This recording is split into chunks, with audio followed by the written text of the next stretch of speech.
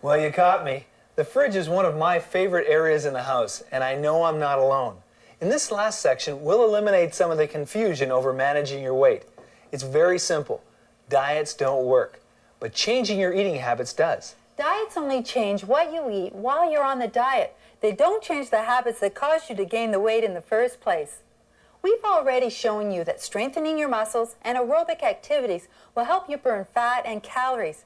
Now, our third key to the total body program is proper nutrition, eating the right foods so that your body will burn them more efficiently.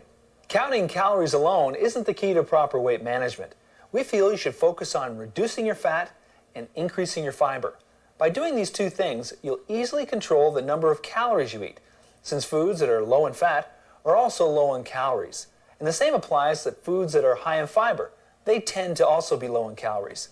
If you make these small changes now, you'll be well on your way to lifelong successful weight management. It's easy to do if you know where to start. The average female should have between 40 to 60 grams of fat per day. The average male between 50 to 70 grams per day. So you therefore need to know the amount of fat in each food that you eat. That way you can keep a running total and compare it to the amount of fat you should have per day. By having an idea of how much fat you're consuming in a day, you have to become a better consumer, and that starts in the grocery store. Today, manufacturers have made it increasingly more difficult to determine what is good and bad in foods we buy. The key is not to be fooled by nutritional claims. The phrase buyer beware really applies when you enter into your local food store. We've all heard the claim cholesterol-free. It appears on a lot of products these days. Everything from oils, frozen French fries, to crackers, muffins, and potato chips. The cholesterol-free claim makes it sound as if all those taboo foods have been magically transformed into health foods. If a product says it's cholesterol-free, it doesn't mean it's fat-free. In truth, dietary fat, not dietary cholesterol, is the main culprit in raising blood cholesterol. Some of these no-cholesterol foods, like potato chips, are loaded in fat. So, sorry to be the bearer of bad news, but they're not the thing to buy if you want to lose weight. Another example is the word light on packages. Products can be light in texture, taste, and color, but that doesn't mean that it's necessarily low in fat and calories. And watch out for products that state the percentage of fat on the package. A food 90% fat-free can still be very high in fat. So if a product claims to be low in fat, it must show the fat content on the side of the label. As a rule, if a product is between 0 to 4 grams per serving, it's low in fat. 5 to 9.9 is moderately high, and you should limit the number of these servings you have per day. 10 grams and higher is a high-fat food. Butter and margarine, for example, fall under this category. 1 tablespoon will add 11 grams of fat to your day's total. For a woman, that's approximately 25% of her total daily intake. It's not hard to see that eating too many foods which are high in fat can cause you to gain weight. What's not confusing is the NutraSweet swirl. Products that contain NutraSweet offer great taste without adding extra calories. And with over 300 products to choose from, there's something for everyone looking for sweetness without the sugar. Some people ask us about whether NutraSweet is okay to use all the time. Well, prior to approval in 1981, it underwent more testing than any other food additive in history. Every major health organization and authority worldwide support the safety of NutraSweet for people of all ages, including women who are pregnant or breastfeeding. That's because it's made from 2 protein components, just like those found in many of the good foods you eat every day. And that means your body treats them no differently than if it came from a tomato, banana, or a glass of milk. The key is to carefully read the label on all the products you buy, and if they don't tell you the fat content, buy the ones that do. It may take a little longer to shop at first, but believe me, it's well worth the effort. However, we don't always eat at home. Most of us find ourselves at fast food restaurants fairly often. Unfortunately, they don't often provide you with many low-fat options. Fast foods are notoriously high in fat. Deep frying, special sauces, and fatty meats are mostly to blame. Our tip is to avoid eating at fast food restaurants altogether if you want to lose weight. But if you must, here are a few tips. Have the salad with low-fat salad dressing on the side. A tablespoon of regular Italian salad dressing has 9 grams of fat, and the light has less than 2 grams. Have the regular burger instead of the deluxe. A regular burger has as little as 9 grams of fat. A deluxe with all the trimmings has at least 30 grams. Also, eating deep-fried chicken or fish sandwiches can often have 2 to 3 times as many grams of fat as the regular burger. Not a good choice. Now hold the cheese and mayonnaise. 1 slice of cheese has at least 9 grams of fat, and 1 tablespoon of mayo has 11 grams. What's important is should you only eat 40 grams of fat a day, having the cheese and mayonnaise leaves you only with 20 grams for all the other foods for that day. And have a baked potato instead of French fries. A medium potato has only 0.2 grams of fat, whereas a regular order of French fries can have at least 12 grams. The fat can sure add up if you don't watch it. Thanks. Oh, caught me again. Well, pizza is one of my favorite meals, and I've got some tips on how you can turn this forbidden treat into a healthy meal. Order a pizza with low fat or no cheese at all. Today, many pizza places will make the pizza the way you want it, and if your favorite pizzeria doesn't, it's time to look for one that does. Hold the meat.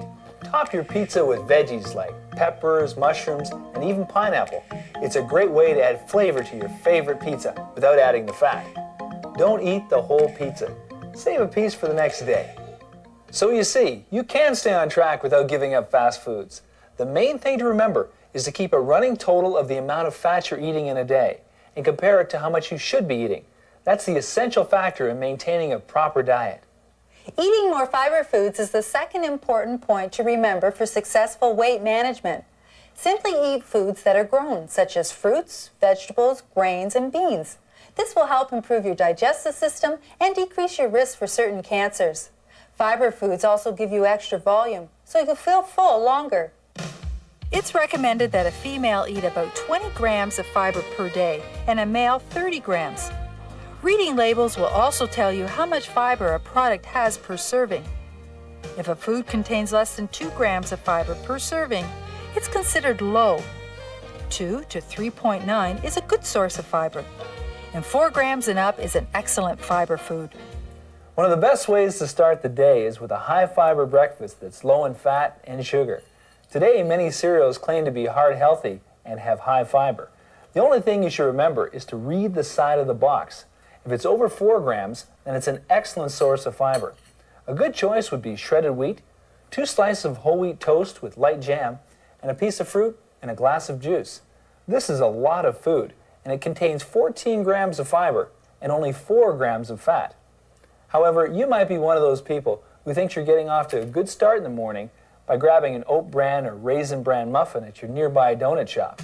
Unfortunately, most store-bought muffins contain very little fiber, about 1 to 2 grams, and are loaded with fat, about 8 grams. They're about the same as eating a donut, a bad choice for breakfast because it provides you with little energy fuel to start the day, and you'll be hungry by 10. If you want a snack during the day, eating a piece of fruit, say a pear, instead of a chocolate bar will give you 6 grams of fiber compared to less than 1 gram from the chocolate bar. But what's important here is that the fruit has energy calories that your body uses more efficiently. It's also low in fat.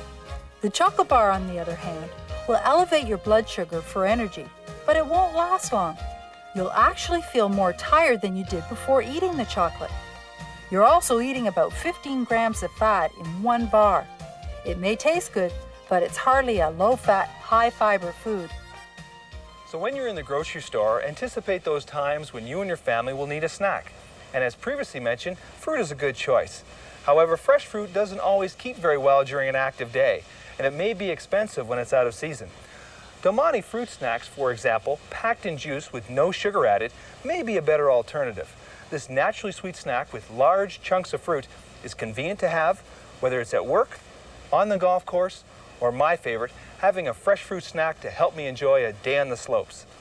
This snack is a healthy, natural alternative to potato chips, chocolate bars, and donuts.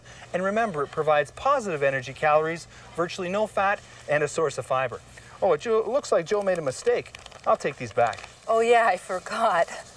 Well, when you're making other decisions about what to buy, consider pasta enriched with fiber.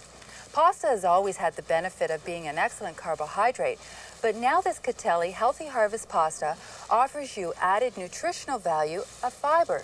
The fiber supplement used is in the form of ground pea hulls, a natural ingredient. As you can see, this pasta is considered to be an excellent source of fiber since it's over 4 grams per serving. When you combine it with the pasta sauce, an average serving will provide you with 8.8 grams of fiber. That's approximately 30% of a female's daily requirement and 20% for a male. Previously, pasta sauce has been criticized for being high in fat, calories, and sodium.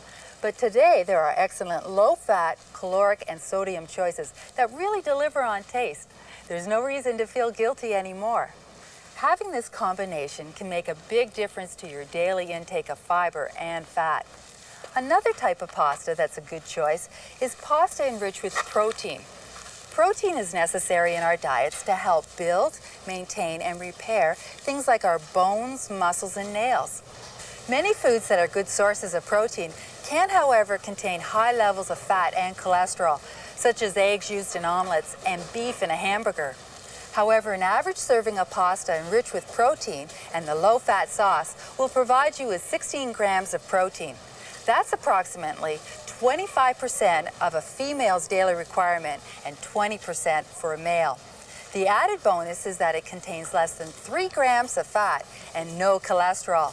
Hal and I eat pasta 4 to 5 times a week. It's a complete meal with lots of added nutritional value that's fast and easy to prepare.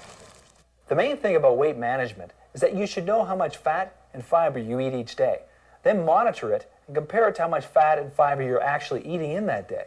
Now you're making the decisions and controlling what you eat. Thanks for watching this video. And don't forget to hit the like button and subscribe to the BodyBreak channel for more awesome videos. Until next time, keep fit and have fun.